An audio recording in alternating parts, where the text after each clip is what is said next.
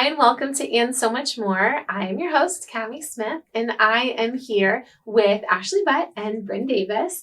And we are continuing our series on talking about our psychiatry and behavioral health service line throughout the holidays and just specific things that just really practically we walk through all year long, but during the holiday season, it just intersects in a different way, and maybe giving you all some practical ways to handle some of these things in just in a safe and in a respectful way for yourself and for those in your life. So the first one, we talked about mental health and depression with Dr. Sipsy, and he was wonderful, and he gave us so much to talk on. He actually talked a little bit about grief, which is really what we're going to be touching on today.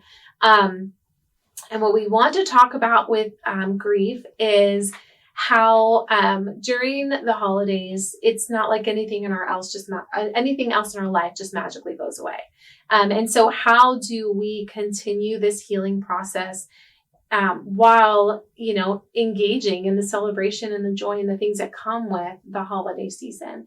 And so those of you who are following along in the series, we hope you were able to check out that first one on depression. And we talked about neurodivergence with some of our autism and development specialists. It's going to be wonderful. And then today we are going to jump in and discuss grief. And so as our health system experts in the room, I'm going to rely on you all heavily. And thank you for coming and sharing just your wisdom and your perspective on this topic. But before we jump in, I want you guys to share a little bit about yourself and your role at Centra.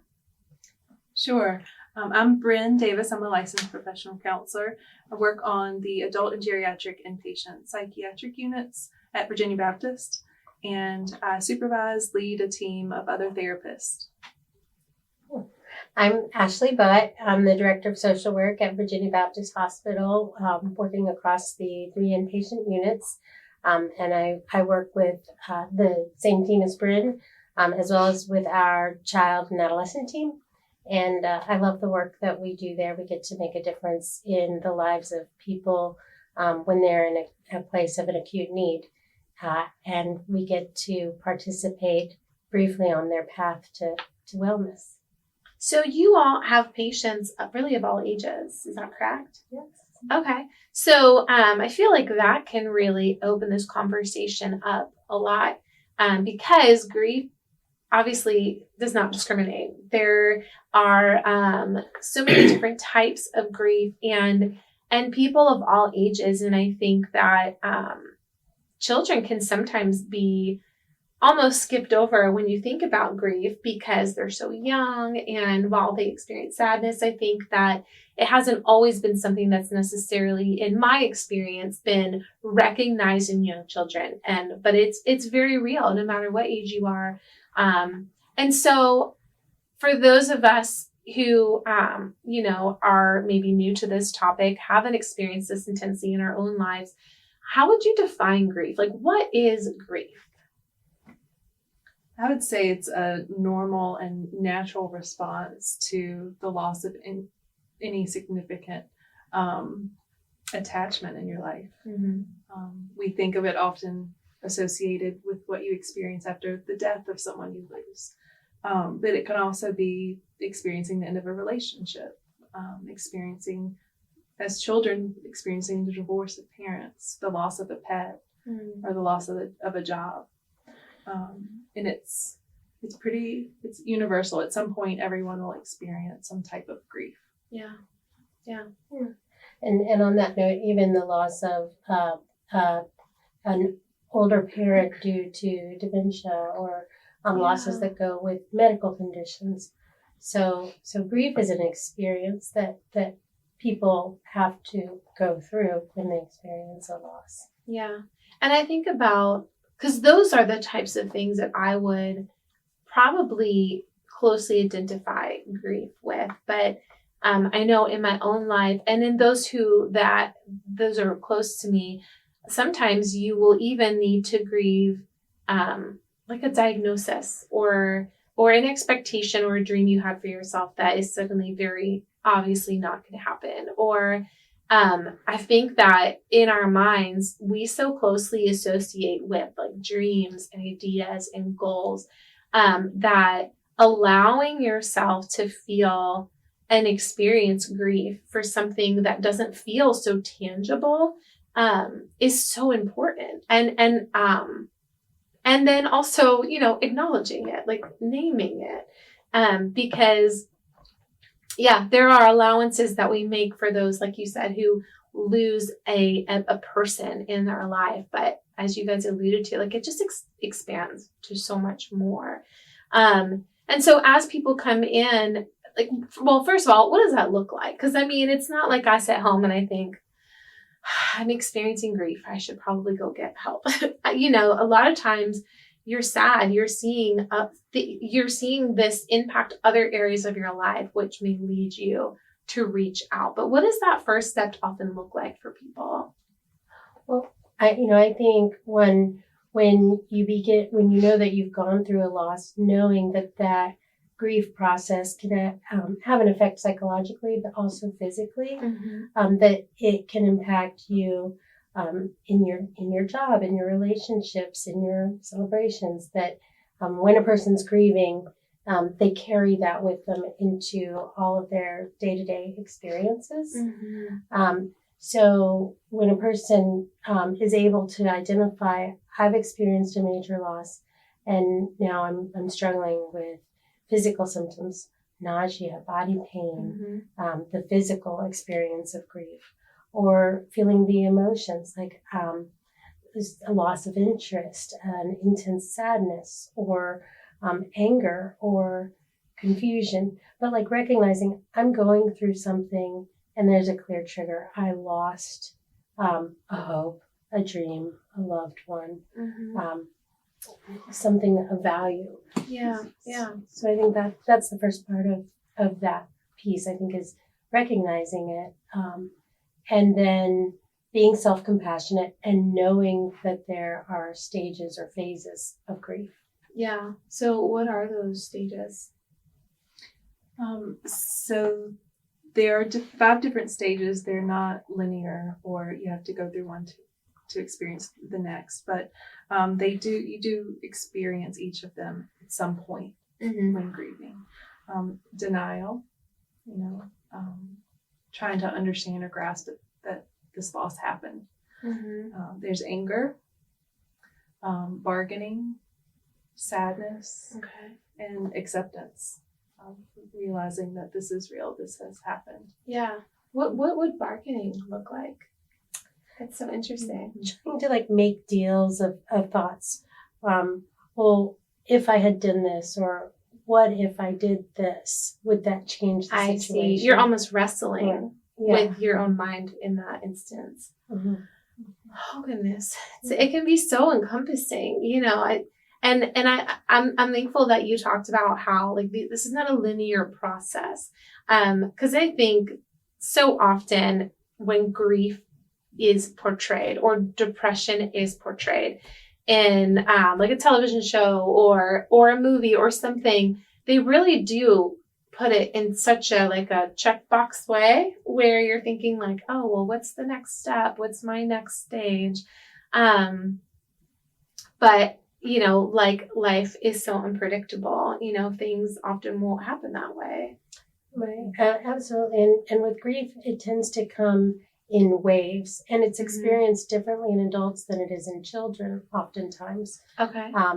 But so as you're going through the process, it's important to know that grief may never go fully away, but you may learn how to cope with it and continue to live your life. You may even begin to be able to celebrate the life or the experiences you've had as you work through that grief process. So when you get to that place of acceptance, that doesn't mean you stop remembering or stop thinking or stop feeling. It just means that you're able to really start living again. And the intensity of grief, usually right after the loss, is very, very high. But as you work through that process, those waves tend to come less frequently and with less intensity. So it's kind of, it's being patient with yourself, knowing that this experience is normal, and giving yourself space to go through it, rather than trying to reject or deny it. Mm-hmm. Because when we do that, sometimes it can make it last longer. Yeah. So in your experience, because you said, sometimes it doesn't ever fully just go away. I think when we talk about grief or really anything that impacts, our emotions, our mind, our person, you almost feel like, you experience it, you're going through it, and then you move on. But for something that remains a part of your life for some cases, just forever, what can that look like? And what can that look like in a healthy way? Because I think, from my perspective, grief it's hard, it's sticky, it can be ugly, it can be beautiful. Like it's all over the place. And to think about having to hold that your whole life, that's so overwhelming. And so what can that look like in a healthy way for somebody who is experiencing this right now? And they're like, what do you mean I have to do this my whole life? What can that look like long-term in a good way? So grief is very personal.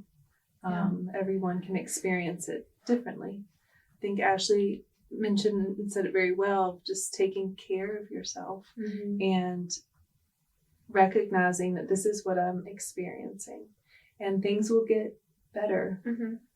There may be times where that wave comes, such as at holidays. There are times where the memory of that person or the loss comes up more frequently than others.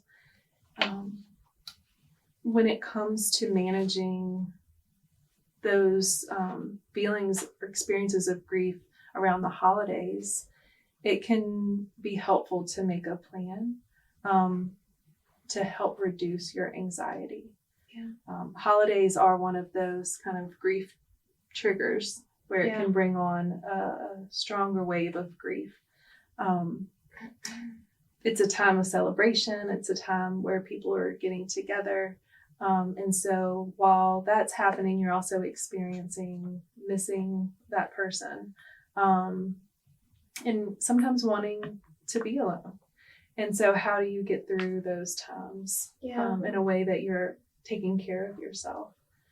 I think recognizing what is going to be most helpful for you. Are there traditions that you want to keep? Are there traditions that you want to maybe try something new? Creating new traditions is sometimes something that happens as a part of the grief process. And other things that can come out of going through loss is one, identifying new traditions, two, figuring out who and what your support systems are. And sometimes, because we're all a part of a larger system, when the system changes, that's an opportunity to look for who am I today? And so sometimes through the process of grief comes self-discovery,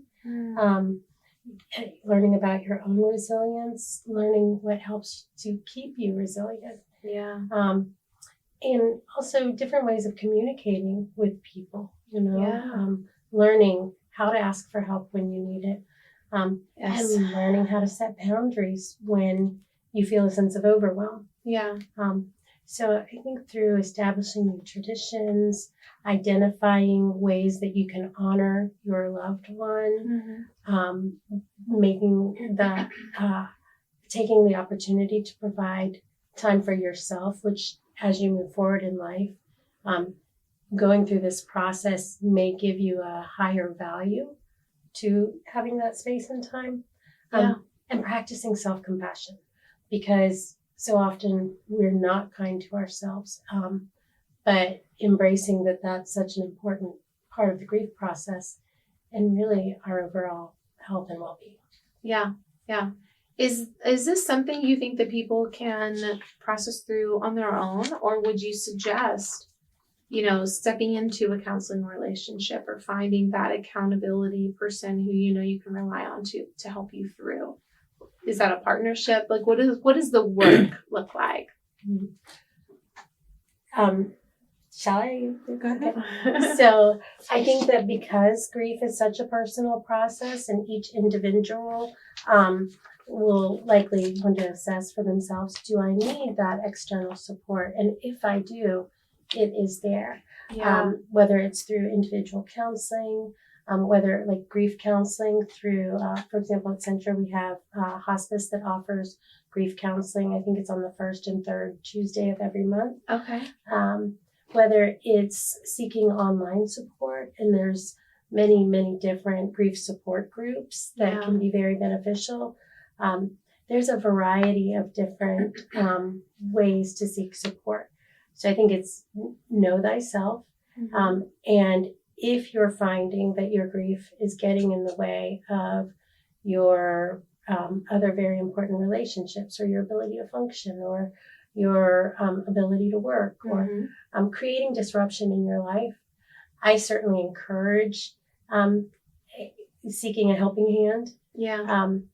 But I think it's up to each individual, whether that's a mental health professional, or whether that's another loved one that, or a friend that may help you through. Yeah. I like what you talked about with triggers and how recognizing those triggers. A lot of what you are saying, the convergence I'm seeing, is that know thyself, like, who am I today? I think that is such a great question to be able to ask yourself. Who am I with this new puzzle piece of loss in my life? And what kind of grace do I need to give myself because of that? But I want to talk about the triggers specifically, because around the holidays specifically, but, birthdays and those milestones that looked different before this loss. What are some things, or what are some ways that they can process and just in a respectful way of what they're going through now? And I know that when we talked about depression, or even something as simple as going to a holiday party, like, either go to the party, know yourself, ask yourself, who am I today? Can I handle this party? But then also, like, pushing yourself to go and not falling into the avoidance behavior. So I know that it's going to look different for everyone, but what would be some practical takeaways around the holiday season as you're processing grief? Yeah, I think you mentioned going to parties, not isolating, but also giving yourself permission that you may want to go for a short period of time. Yeah. Recognizing what your needs are, what you can handle at that time. Yeah. Traditions are often a big part of holidays, celebrations. And so maybe there's some traditions that you want to continue. And maybe continue to incorporate that loved one that you've lost into that. Maybe talking about them with others. Yeah. Maybe having a candle lit in their honor or their memory. Yeah. So incorporating something new to I love that, to honor them. Can be celebrating their birthday by donating to a cause that would be meaningful to them. So just really practical ways. And I love that you're incorporating that person and that specific. I think what would be logical for me, just knowing myself, that if I were to lose an individual, I am an avoider. I would probably avoid anything having to do with that loss, and remaining open to it, like you're talking about it. I love how healing that sounds. Yeah, and I think too, focusing on one day at a time. Yeah. Like, you don't have to plan out your whole holiday season and be accountable. You give yourself permission to take it one day at a time. How do I feel today? But what can I manage today? Yeah. And then also allowing yourself joy, like, to find guilt can be a natural part of grief. And so allowing yourself to not take ownership of things that don't belong to you. That's part of that acceptance of the loss piece. Yeah. But also to be able to experience joy, to interact, and know that by having a positive time, that's not saying you don't miss the person or the loss that you've experienced. Yeah.